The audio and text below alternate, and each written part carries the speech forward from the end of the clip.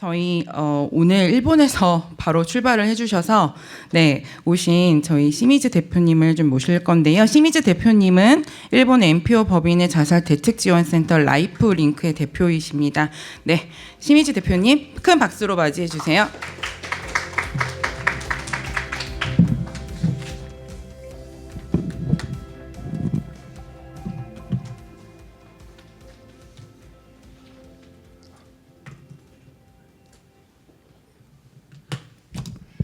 안녕하세요. 여러분 안녕하세요. 저는 시미즈입니다. 라이프링크 대표입니다. 만나서 반갑습니다. 네, 우선 사과 말씀드리겠습니다. 오늘 늦어서 죄송합니다. 비행기는 제 시간에 공항에 도착했습니다. 그런데 입국 심사에서 엄청나게 줄이 길어가지고요. 저는 한국에 10번 이상 왔거든요. 근데 오늘이 제일 줄이 길었습니다. 제일 붐볐습니다. 그래서 실제로 여기에 도착하는 시간이 늦어졌습니다. 정말 죄송합니다. 그리고 또 감사 말씀드리고 싶은 것이 있습니다. 오늘은 이러한 아주 멋진 심포지움을 개최해 주셔서 정말 감사합니다. 그리고 직접 여러분들과 이렇게 대면으로 만나뵐 수 있어서 진심으로 감사합니다. 한국과 일본 함께 자살이라고 하는 아주 심각한 문제를 안고 있습니다. 오늘은 조금이라도 일본에서의 저희들의 노력이 서울시 여러분들에게 참고가 되었으면 하는 바람을 갖고 있습니다. 그리고 또 서울시의 다양한 노력에 대해서도 오늘 공부할 수 있었으면 좋겠습니다. 그런 마음에서 왔습니다. 오늘 이야기하고 싶은 주제를 말씀드리겠습니다. 지역 자살 대책의 추진, 체제 정비, 계획, 정책, 그리고 지역 만들기 차원에서의 실천에 대해서 말씀을 드리겠습니다. 내용은 크게 여기 나와 있는 5가지 포인트가 있습니다. 우선 자기소개가 있고 그 다음에 일본의 자살 대응책의 목적 그리고 이념이 있습니다. 이것이 일본 자살 대응책의 특징이라고 할 수가 있습니다. 자살 대응책의 기본법이 있습니다. 그 기본법에 맞춰서 목적과 이념이 있습니다. 이 부분에 대해서 여러분께 설명드리겠습니다. 그리고 또 이 목적이라든지 이념을 실현하기 위해서 일본에서는 자살 대응책 3계층 연동 모델이 있습니다. 여기에 대해서 말씀을 드리겠습니다. 여기에 맞춰서 지역 자살 대응책의 틀이 어떻게 되어 있는지 구체적인 실천 사례라기보다는요. 사회 전체가 자살 대응책을 추진하는 데 있어서 지역 자살 대응책이 어떤 식으로 사회 시스템 안에서 자리매김되고 있는지 말씀을 드리겠습니다. 그런 내용에 대해서 말씀을 드리고 마지막으로 지역 만들기로서의 자살 대응책을 말씀드리겠습니다. 자살 대응책을 추진하는 것이 결국은 지역 만들기에 도움이 된다는 것입니다. 아까 오카 선생님 말씀 중에서 동조 압력이라는 이야기가 나왔습니다. 동조 압력이 별로 없거나 혹은 다양한 고민이나 과제를 쉽게 이야기할 수 있는, 토로할 수 있는 지역에서는 자살률이 낮다라고 하는 보고가 있었는데요. 그거를 반대 측면에서 실현을 하는 겁니다. 자살 대응책을 추진함으로 인해서 모든 사람에게 있어서 살아가면서 굉장히 쾌적한 본인의 인생을 각각 모든 사람들이 안심하고 굉장히 만족을 느끼면서 살 수 있는 지역을 만들고 싶다는 것입니다. 이러한 각도에서도 대응책을 추진할 수 있다고 생각해서 대응책을 추진하고 있습니다. 그래서 마지막에 그 이야기를 하도록 하겠습니다. 네, 죄송합니다. 네, 자기소개인데요. 저는 NPO 법인의 대표를 맡고 있습니다. 그리고 동시에 생명을 지원하는 자살 대응 추진센터의 대표를 맡고 있습니다. 후생 노동성 산하에서 자살에 대한 연구를 하고 전국의 지자체를 지원하는 그런 역할을 담당하는 단체의 대표를 맡고 있습니다. 그리고 또 자살 대응책이라고 하는 거는 국회의원분들이 중심이 되어서 정책적인 틀 안에서 추진되고 있습니다. 그 국회의원분들의 초당파, 즉 당을 불문하고 함께 대응책을 강구하고 있는데요. 자살 대책을 추진하는 의원의 모임의 자문 역할을 하고 있습니다. 주로 상담 지원을 하고 있습니다. 그리고 현장의 활동도 하고 있고요. 또 자살과 관련된 그리고 자살 대응책과 관련된 조사 연구를 하고 있는 단체의 대표를 하고 있고 또 그 연구 결과를 조사 결과를 정부 정책과 연결하는 그런 입장에 있습니다. 다양한 분야, 즉 상담 지원, 그리고 연구하는 민간 단체, 그리고 연구자분들, 그리고 정책을 입안하는 국회의원분들 각각 다 노력은 강구하고 있습니다. 그러나 그렇게 한다 하더라도 실제적으로 실효성 있는 자살 대응책을 하기는 어렵습니다. 그렇기 때문에 다양한 분야에 계신 분들이 각각의 역할에서 노력을 하면서 협조를 해서 자살 대응책을 추진할 수 있는 그런 환경을 구축할 수 있도록 가교 역할을 하고 있습니다. 원래는 NHK라고 하는 TV 방송국의 보도국의 PD였습니다. 밤에 방영되는 정보 프로그램을 담당하고 있었는데요. 2001년에 부모가 자살한 아이들의 다큐멘터리 프로그램을 만들었습니다. 그것이 계기가 되어서 자살 대응책과 관련된 일을 하게 되었습니다. 자살이라고 했을 때 돌아가시는 본인의 생명과 관련된 문제, 물론 굉장히 중대한 문제입니다. 그런데 그 주변에 계신 분들에게 주는 영향, 그것도 굉장히 큽니다.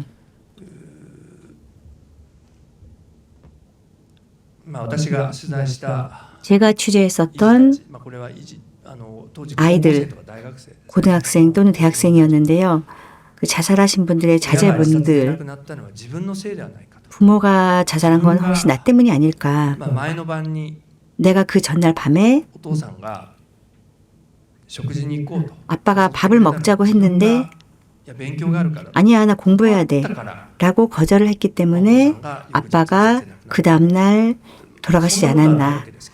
절대 그럴 리가 없거든요. 근데 주변 사람들은 그때 이 시점에서 내가 이랬으면 하는 그런 생각을 합니다. 돌아가신 분들의 자살을 방지할 수 있었던 가능성에 대해서 늘 생각을 합니다. 그 가능성을 내가 놓쳤다.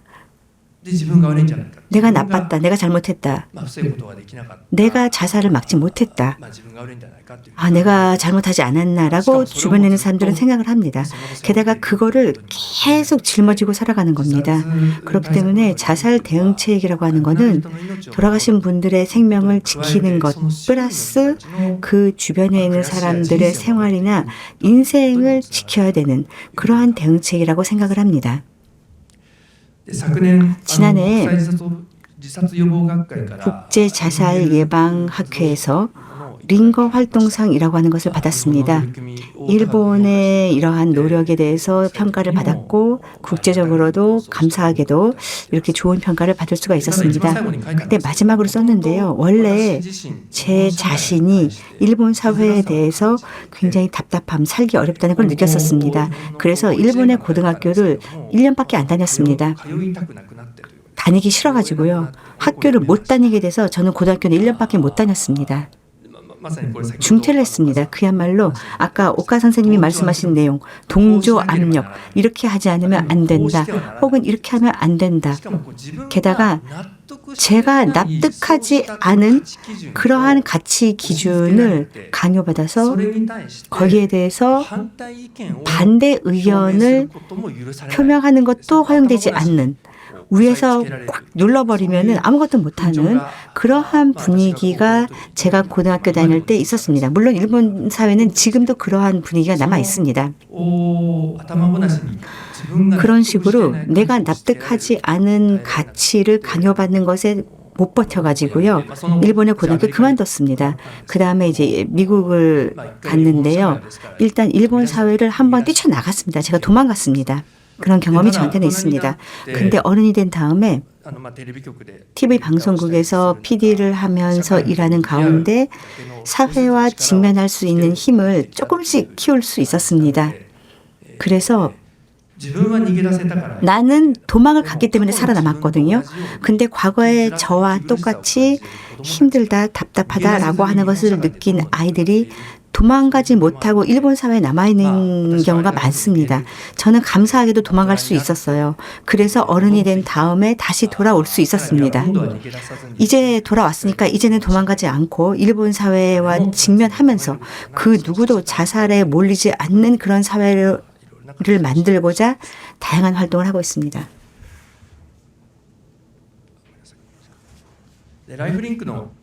라이프링크의 활동에 대해서 설명을 드리겠습니다.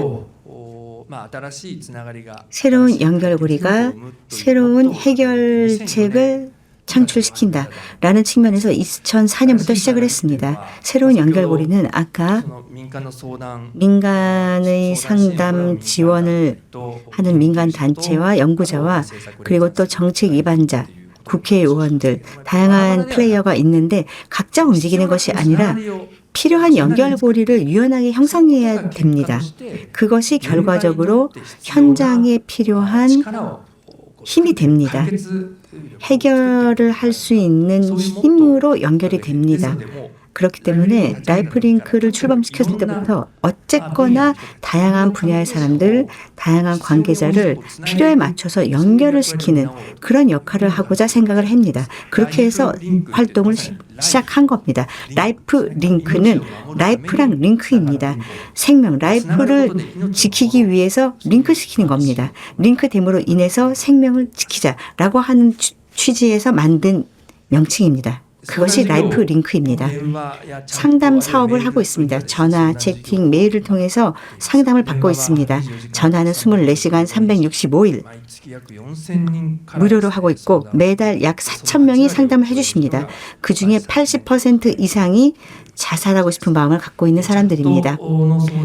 채팅 상담도 하고 있습니다. 이거는 24시간은 아닌데요. 하루에 100명 정도, 매달 3,000명 정도가 상담을 해오십니다. 한국도 상황은 비슷하다고 들었습니다. 역시 채팅 상담이 상담자의 연령층이 낮습니다. 저희가 하고 있는 이 채팅 상담에서도요, 약 15%가 고등학생 미만이 되겠습니다. 고등학생 이하입니다. 저희는 이 상담을 받고 죽고 싶다, 사라지고 싶다라고 하는 마음에 대해서 이야기를 듣고 끝나면 안 됩니다. 직접적인 지원도 역시 하고 있습니다. 예를 들어서 알기 쉬운 예를 말씀드리자면은 보호자로부터 학대를 받고 이제 집에도 못 가고 난 죽고 싶다. 혹은 뭐 엄청난 빚을 안고 있어서 난 지갑에 몇백 엔밖에 없기 때문에 살아갈 수 없어서 죽고 싶다라는 사람이 있습니다. 모두 이야기를 들어보면 순간적으로는 그 상담을 해온 사람의 마음은 진정이 됩니다. 근데 전화를 끊고 1시간 뒤 그 다음날 상황은 바뀌지 않잖아요. 그러니까 또 죽고 싶고 사라지고 싶어요. 그런 마음이 강해져서 그 다음번에는 상담 안 하고 그냥 자살하는 경우도 있을 겁니다. 그래서 저희는 상담을 받았을 때 실무적으로 해결을 해야 될 고민을 갖고 있는 사람들한테는 저희들이 직접 혹은 전국의 동료 민간단체 혹은 지자체 그리고 법률, 의료 전문가들과 협력을 해서 구체적인 문제 해결이 필요한 사람들에게 지원을 하고 있습니다. 이렇게 해서 이야기에 귀를 기울이고 실무적인 지원을 해주고 이런 식으로 두 트랙으로 운영을 하고 있습니다. 두 트랙으로. 그리고 3월 달에는 온라인상으로 を作りました。これ皆さんの資料 있을 수 있는 장소를 마련해드리고 있습니다. 10만回というふうに 10만 회라고 되어 있습니다. 3월부터 8월까지 10만 회라고 되어 있는데요. 이건 틀린 숫자입니다. 정확히는 1000만 회입니다. 1000만 회 접속이 있었습니다. 굉장히 많은 접속 숫자입니다. 하루 평균 5만 뷰입니다. 5만 번 접속이 옵니다. 온라인의 아지트입니다. 온라인 아지트를 만들어 들어서 여기에 있으면 되겠다라고 생각할 수 있도록 다양한 장치를 만들었습니다. 그런 아지트가 됩니다. 숨어버리면 됩니다. 라고 하는 것이 타이틀입니다. 숨어버리면 됩니다. 그래서 숨어서 지낼 수 있는 아지트입니다. 왜냐하면 죽고 싶다, 사라지고 싶다라고 생각하는 사람들, 아이들 중에는 지금 이 살아있는 상황이 너무 힘들어서 이 힘든 상황에서 피하고 싶은데 피하려면 죽을 수밖에 없다라고 생각하거든요. 심리적으로 이제 그렇게 느끼는 겁니다. 죽을 수밖에 없다. 이 문제를 해결하기 위해서는 죽을 수밖에 없다 해가지고 실제로 자살하는 경우가 있습니다. 그 사고회로 사이에 개입을 하고 싶은 겁니다. 지금 사는 게 힘들다라고 하는 건 충분히 알겠다. 근데 그 힘든 상황에서 피하기 위해서 굳이 죽을 필요는 없지 않느냐. 그냥 숨어버리면 되지 않아? 라고 해서 만든 겁니다. 이 사이트에 접속을 해주시면은 숨을 수 있습니다. 다양한 고민에서 순간이라도 잠시라도 피할 수 있도록 숨을 수 있는 공간을 만들어주는 겁니다. 물리적으로 신체를 숨길 수는 없지만 이 사이트의 도망감으로 인해서 이 사회에서 뭔가 숨어버렸다라고 하는 느낌을 느낄 수 있도록 장치를 다양하게 마련을 해놨습니다. 이것도 사실은 상담을 하려면 조금 쉽지 않다라는 아이들이 많아요. 그래서 상담을 할 수 있는지 없는지 양자 선택이 아니라 상담은 못하지만 일단은 이 사이트의 도망감으로 인해서 여기에 있으면 되는구나. 뭐 살아있어도 되겠구나. 라고 생각할 수 있는 선택지를 부여하고 싶었습니다. 그래서 3월 달부터 숨어버리면 됩니다. 라고 하는 온라인 아지트를 만들어 드렸습니다. 그 다음 생명을 지원하는 자살 대책 추진 센터 후생 노동성의 프로젝트인데요. 이런 프로젝트도 하고 있습니다. 일본의 자살 대응책의 목적 이념인데요. 그 전에 죄송한데요. 한 가지 이 자료에 추가하는 거를 깜빡했는데요. 여러분들 자료에 없는데 이 슬라이드를 한번 봐주시기 바랍니다. 원래 일본의 자살이 어떤 상황인지를 알려드리겠습니다.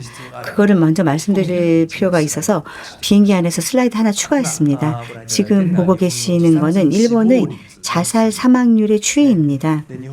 일본의 자살이 급격하게 늘어난 것이 1998년입니다. 1997년 한국에서도 경제적으로 굉장히 어려운 상황이 되었는데 일본에서도 마찬가지로 큰 금융기관이 잇따라서 파산을 했고 실업률이 올라가고 또 도산 직전에 기업이 늘어나고 그리고 도산하는 기업도 많아지고 경제적으로 악화되는 가운데 자살 사망률이 올라갔습니다. 이 부분인데요. 네, 참고로 위에 나와 있는 이 파란 부분, 이 파란색 꺾은선 그래프가 남성의 자살 사망률이고 빨간색이 여성입니다. 그리고 이 녹색 부분이 총수입니다. 자살률의 총수입니다. 자살 사망률 1998년에 확 올라갔고 그 이후에 오랫동안 계속 높은 수준 유지가 됐었는데요. 이 빨간 점선 부분, 이것이 자살 대응 기본법이 제정된 2006년입니다. 2006년의 기본법 제정 이후 사회 전체로 자살 대응책이 추진이 되었는데 그 가운데 2010년 이후에는 10년 연속으로 자살 사망률이 떨어졌습니다. 그런데 코로나 상황 속에서 지금 이 자살 사망률이 떨어지다가 또 멈칫했습니다. 더 이상 안 떨어지고 있습니다. 자살 대응책 기본법입니다. 지금 그래프에도 설명을 드렸는데요. 2006년에 마련이 되었습니다. 2016년에 크게 개정이 되었습니다. 포인트는 서두에도 말씀을 드렸던 것처럼 목적과 기본 이념, 제1조가 목적입니다. 제2조가 기본 이념, 이것이 큰 특징이라고 할 수 있는 부분입니다. 목적에 뭐라고 쓰여져 있냐면은 누구나 자살에 몰리지 않는 사회 실현을 위해서 대응책을 실현한다 라고 되어 있습니다. 그 어느 누구도 자살까지 몰리지 않도록 하는 그런 사회의 실현을 지향한다는 겁니다.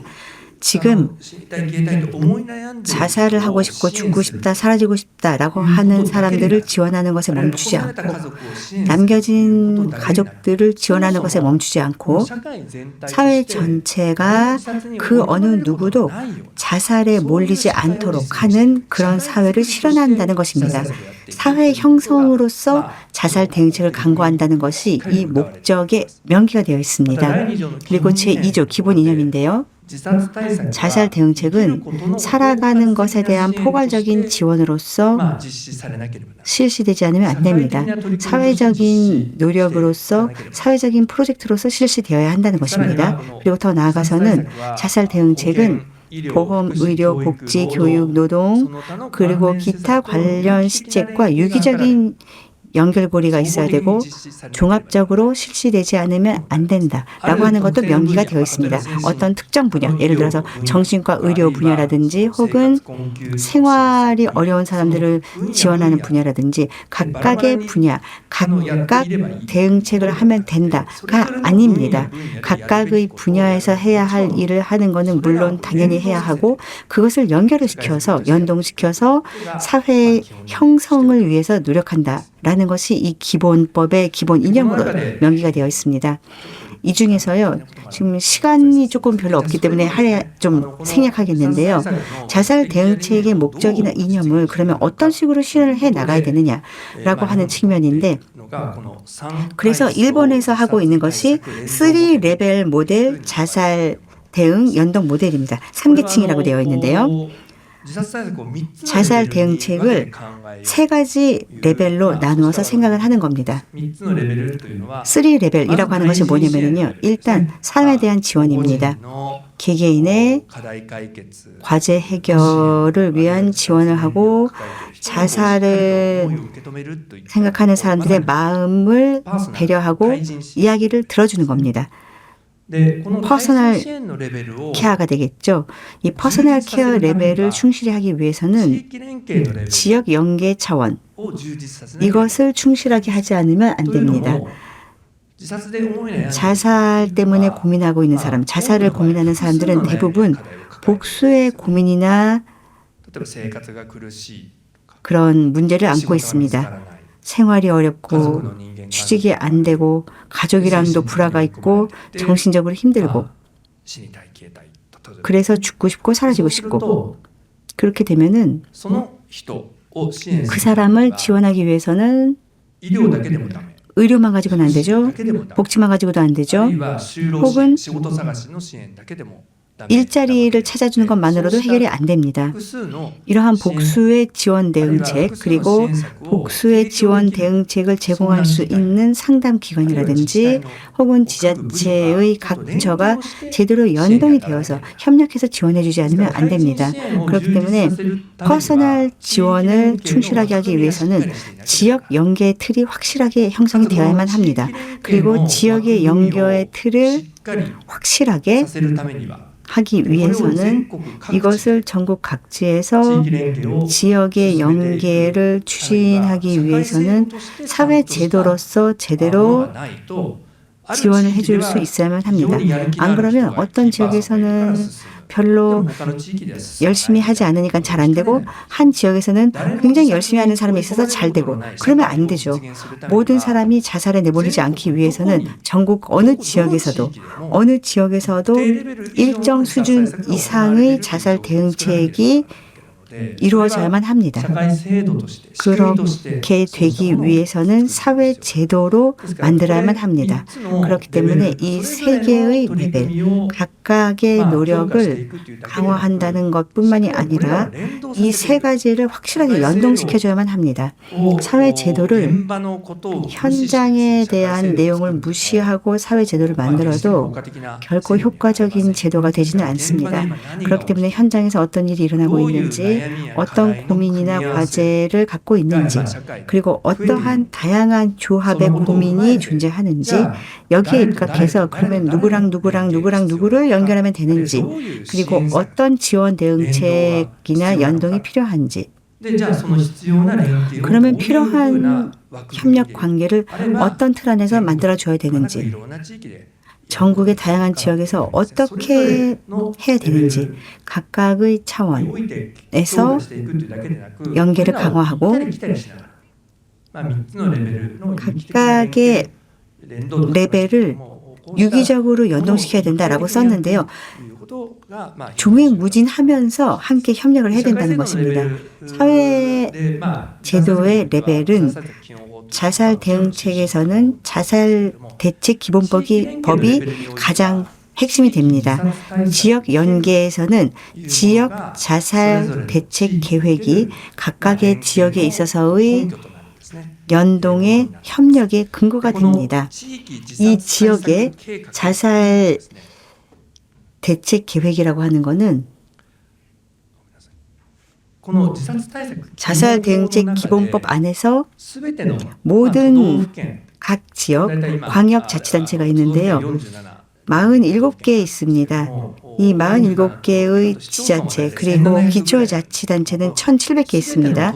모든 광역자치단체, 모든 기초자치단체가 각각의 지역의 자살의 현황에 입각해서 지역 자살 대응책을 만들어야 된다 해서 법으로 계획책이 의무화되어 있습니다. 그리고 이게 제13조였고요. 14조에서 정부가 이 광역단체의 기초단체가 계획을 만들면 그 계획을 토대로 해서 계획을 추진하기 위한 예산을 중앙정부가 자치단체에게 제공을 할 수가 있다. 이것을 제14조에 명시를 해놓았습니다. 단지 지자체에게 하라고 의무화하는 것이 아니라 의무화로 인해서 만들어진 계획에 따라서 추진을 한다고 한다면 예산을 편성을 해주겠다. 이런 내용인 것입니다. 그리고 이것도 구체적인 내용은 말씀드리지 않겠지만요. 자살 종합 대책 대강입니다. 그러니까 이거는 이 자살 대책에 대한 그 정부의 지침입니다. 이것은 5년마다 재검토가 이루어지는데요. 다양한 분야들에서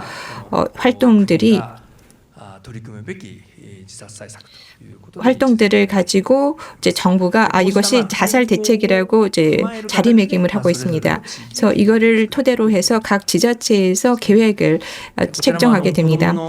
이것도 어린이 자살 대책 긴급 강화 계획인데요. 한국도 그렇지만 일본에서 이 어린이 청소년의 자살 문제가 굉장히 심각합니다. 그래서 이에 대한 자살 대책에 특화를 한 그런 패키지, 정책 패키지가 만들어졌습니다. 그래서 작년에 이것이 만들어졌는데요.